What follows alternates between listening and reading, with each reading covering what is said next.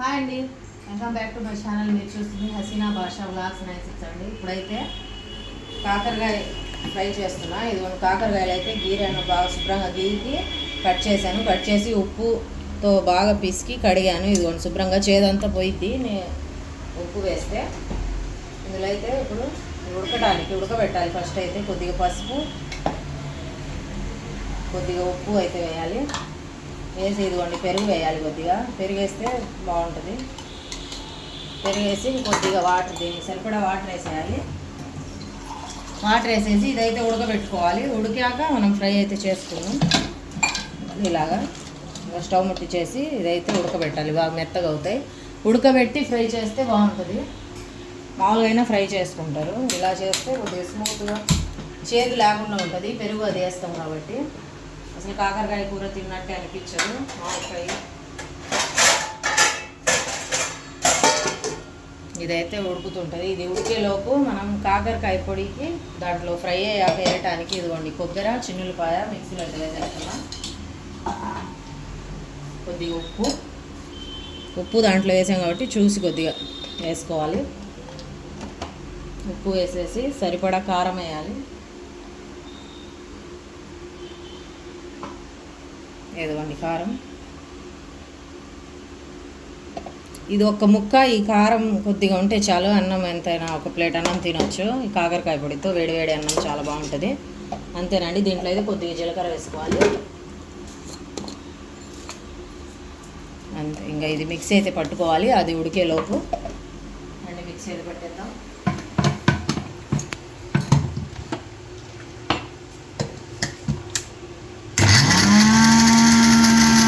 పొడి రెడీ అయింది చూడండి. అన్నీ వేసి పెట్టాను కదా, కొబ్బరి, కారం, వెల్లుల్లి, జీలకర్ర. పొడి అయితే పక్కన పెట్టేసాను. ఇదిగోండి ఉడుకుతున్నాయి.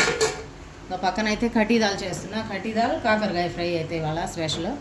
ఇదిగోండి కటీదాల్లో కందిపప్పు అయితే ఉడకబెట్టి ఎనుపుకొని దాంట్లో సరిపడా చింతపండు పులుసు అయితే వేసేసాను. ఇదిగోండి చింతపండు పులుసు. ఇది గుంటూరులో చేస్తారు, మా అమ్మ చేసేది, అందుకనేసి చేస్తున్నా. ఇందులోకి అయితే టమాటా, పచ్చిమిర్చి, ఉల్లిపాయలు, కొత్తిమీర, కరివేపాకు ఇవైతే వేసేయాలి. వేసేసి సరిపడా కారం వేసుకోవాలి. చికెన్లు, మటన్లు ఈ మధ్య రోజు తిని బోర్ కొట్టేసింది. అందుకనేసి కట్టిదాల్ కాకరకాయ ఫ్రై అయితే వేస్తున్నా. కారం కొద్దిగా తక్కువే పట్టింది కట్టిదాల్కి. అంతే. ఇంకా స్టవ్ అయితే ముట్టించేసి ఉప్పు కారాలన్నీ చూసుకొని ఇదైతే బాగా ఉడకబెట్టాలి. బాగా తెరలాలి.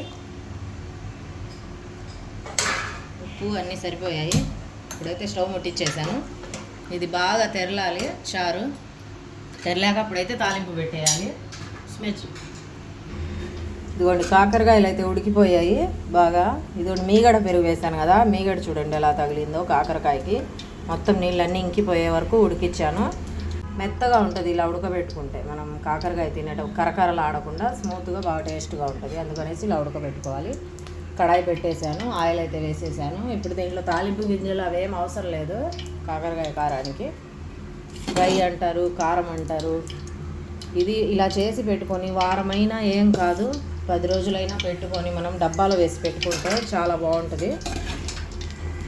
ఆయిల్ అయితే కాగింది. ఇదిగోండి కాకరకాయలు అయితే ఇందులో వేసేస్తున్నా. ఈ కాకరకాయకి ఆయిల్ ఎక్కువ పట్టిద్ది. ఒక 1/2 కేజీ కాకరకాయలు అనుకోండి 100 గ్రాముల ఆయిల్ పట్టిద్ది. 100 గ్రాముల పైన పట్టిద్ది. ఆయిల్ ఎంత వేసుకుంటే అంత టేస్ట్ ఉంటుంది. ఇలా ఆయిల్లో మునగాలి బాగా. ఆయిల్లో బాగా. నేను ఉల్లిపాయలు వేసాను కదా, జీలకర్ర, ఆవాలు, ఎండుమిర్చి. జీలకర్ర ఎక్కువ ఉండాలి ఎప్పుడైనా పప్పుచారులోకి, టేస్ట్ ఉంటుంది బాగా. ఇదైతే తాలింపు ఫ్రై అవుతుంది. ఇక్కడ ఇదైతే ఫ్రై అయింది చూడండి. కాకరకాయలు ఫ్రై అయిపోయాయి బాగా. సన్న వంట మీద అయితే లాస్ట్ అయితే ఇంకా పొడి వేసేయాలి. పొడి చేసి పెట్టాము కదా,